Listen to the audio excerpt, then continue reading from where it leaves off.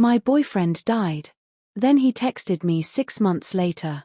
The message came at 2:17 a.m. I know the exact time because I wasn't sleeping. I hadn't been sleeping much, not since the accident. 6 months.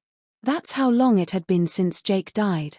6 months since I stood there in the cold, staring at a closed casket, trying to understand how someone who felt so permanent could just disappear. People say time heals things. They lie. Time doesn't heal anything. It just teaches you how to pretend you're okay. During the day, I was fine. I laughed when I was supposed to laugh. I nodded when people talked. I even went out a few times, pretending I was moving on. But nights were different. At night, everything got louder. The silence. The memories. The what ifs. And every single night, without even thinking about it, I checked my phone. Like some stupid part of me still believed he might text. I knew it was impossible. I knew it. But grief doesn't care about logic.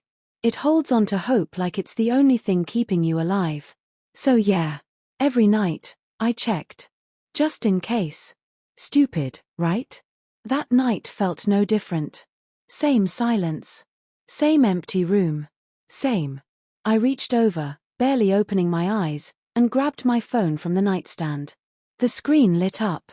And for a second, I didn't understand what I was looking at. A message. My brain was still foggy from half-sleep, trying to catch up. Unknown number.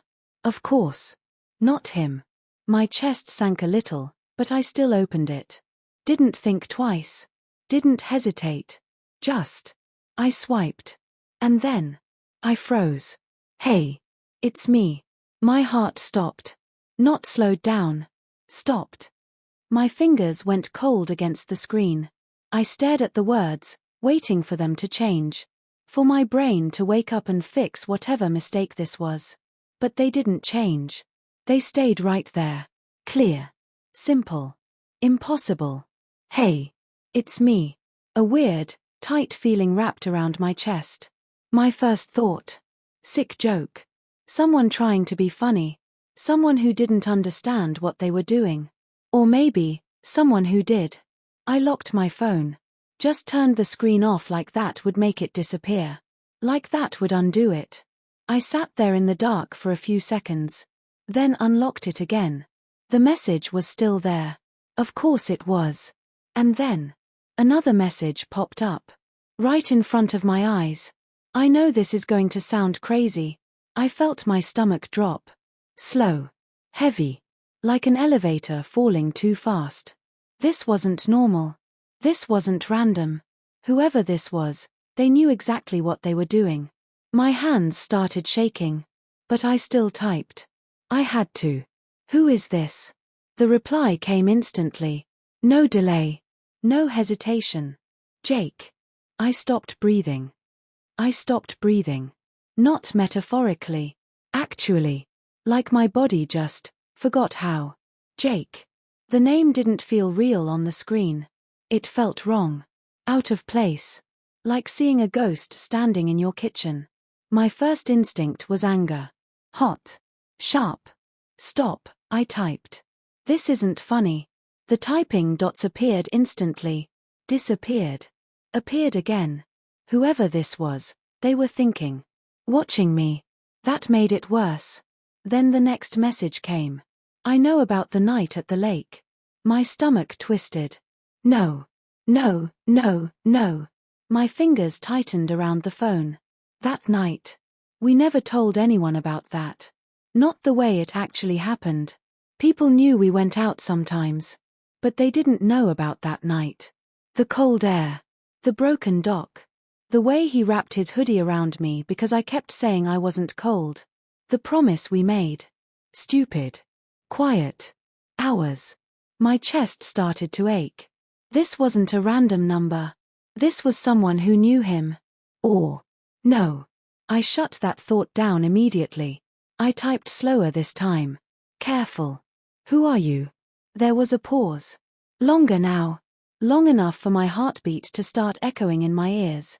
Then. I told you. It's me. I shook my head, even though no one could see me. "No," I whispered into the dark. "No, it's not." But I needed proof. Something real. Something undeniable. "Prove it." For a moment, nothing. No typing dots. No new messages. Just silence. And then, my phone buzzed. "Check your closet." I didn't move. I just stared at the message. My closet. A cold feeling spread through my arms.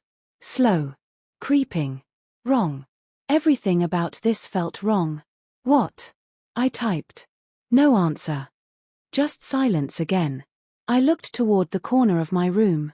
The closet door was slightly open. I hadn't noticed that before. I always kept it closed. Always. My mouth went dry. "Stop," I whispered again, but quieter this time.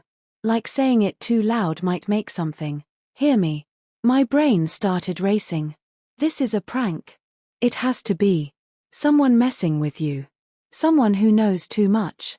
But then, why the closet? Why now? And why did it suddenly feel like the room wasn't empty anymore? I forced myself to stand up. Slowly. My legs felt weak, like they didn't belong to me. One step. Then another.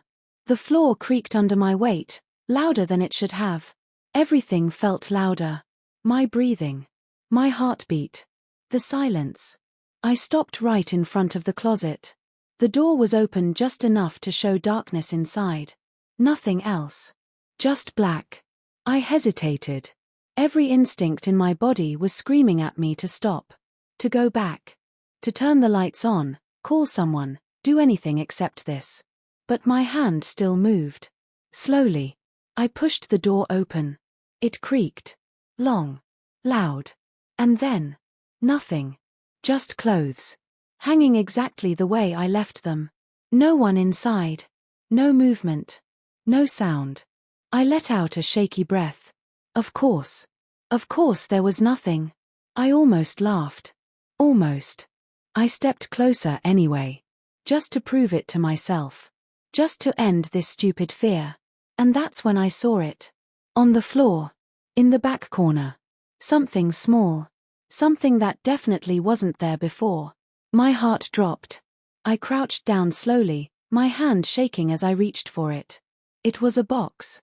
Old. Worn. Familiar. Too familiar. I opened it. And my world tilted. Inside. Was the necklace. The one Jake gave me. The one I buried with him. Because that's when I heard the closet door move behind me.